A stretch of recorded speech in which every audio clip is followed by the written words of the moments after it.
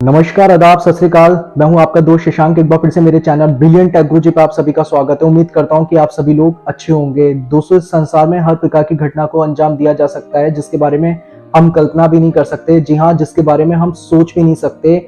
आप लोगों ने एक मुहावरा तो सुना ही होगा कि आंखों से काजल चुराना, लेकिन कभी किसी को ऐसा करते हुए नहीं देखा होगा। दुनिया में एक ऐसा भी इंसान था जिसके लिए मुमकिन था। अगर उसे मौका मिलता तो वो दुनिया के 7 अजूबों को भी बेच डालता। यदि वो अपने इस हुनर को सही काम में लगाता तो आज दुनिया में उसका एक सही मुकाम होता। वैसे तो आप सभी ने काफी ठगी और काफी धोखेबाजों के किस्से सुने होंगे और कहानियां भी सुनी होंगी। आज एक ऐसी ही ठगी के बारे में मैं बात करने जा रहा हूं जिसने भारत को ही नहीं बल्कि भारत के राष्ट्रपति तक को अपनी ठगी से हिलाकर रख दिया था। जी हाँ, आज बात कर रहा हूं मैं नटवर लाल की ठगी की कहानियों की। दोस्तों, नटवर लाल का जो जन्म था वो बिहार के सिवान जिले के जीरादेई गांव में हुआ था और इनका पूरा नाम जो था वो मिथिलेश कुमार श्रीवास्तव था और ये एक रईस जमींदार के बेटे थे। और इन्होंने अपनी ठगी की घटनाओं को अंजाम देते हुए नटवर लाल के नाम से ये मशहूर हो गए काफी। और ये सिलसिला यहीं तक नहीं रुका बल्कि इन पर मुहावरा भी बन गया। यदि कोई मजाक करता या कोई सच में ठगी करता तो उसकी तुलना जो थी वो नटवर लाल के नाम से की जाती थी। नटवर लाल ने वकालत की पढ़ाई कर रखी थी लेकिन उनका वकालत में मन नहीं लगता था।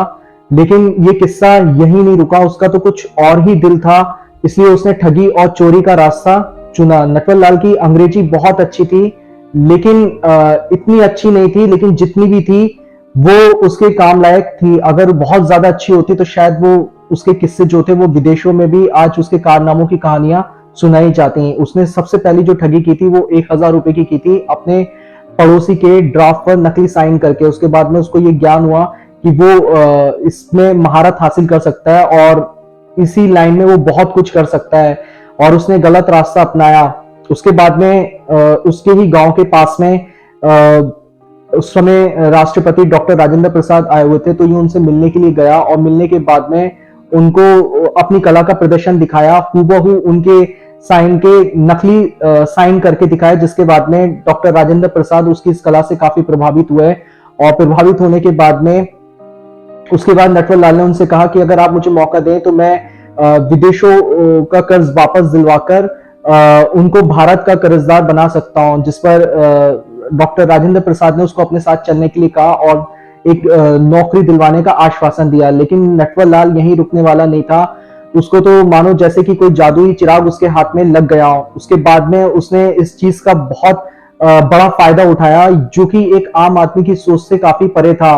उसने उसके बाद में उसने डॉक्टर राजेंद्र प्रसाद के नकली साइन करके 3 बार ताजमहल को बेचा, 2 बार लाल किले को बेचा और 1 बार संसद भवन को बेचा। अक्सर आप लोगों ने घरों में सुना होगा कि फलाना मंत्री चोर है तो फलाना अफसर बिका हुआ है। उसने यहां तक कि सरकारी कर्मचारियों तक को बेच डाला और सरकारी नेताओं तक को बेच डाला, यहां तक कि सांसद के 545 नेताओं तक को बेच डाला।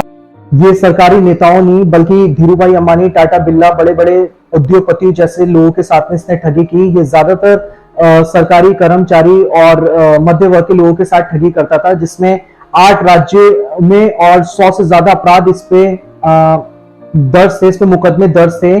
जिसके बाद में 11 बार ये 11 साल की जेल काट चुका था और 20 साल की इस पे सजा थी। लेकिन ये अपने नाटन के ढंग से हमेशा जेल से बाहर निकल जाता था और पुलिस को चकमा देके भाग जाता था। एक बार तिहाड़ जेल से इसको कानपुर लेके जाया जा रहा था तो 2 हवलदार होते हैं, उनको भी ये चकमा देकर भाग जाता है। उसके बाद में उनको भी निलंबित किया जाता है। उसके बाद में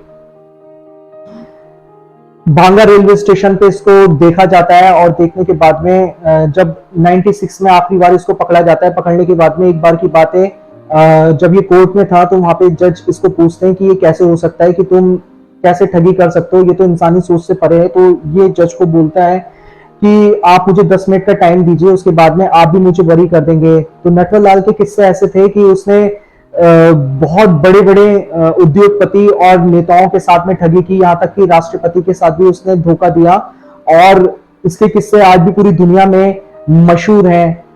तो प्लीज कमेंट बॉक्स में आके बताइए कि आपको ये नटवर लाल की कहानी कैसी लगी और आज भी इसकी एक मौत का रहस्य बना हुआ है कि नटवर लाल कहां पर है, क्योंकि जब ये एक बार फरार हुआ तो उसके बाद से कभी पुलिस के हाथ नहीं लगा।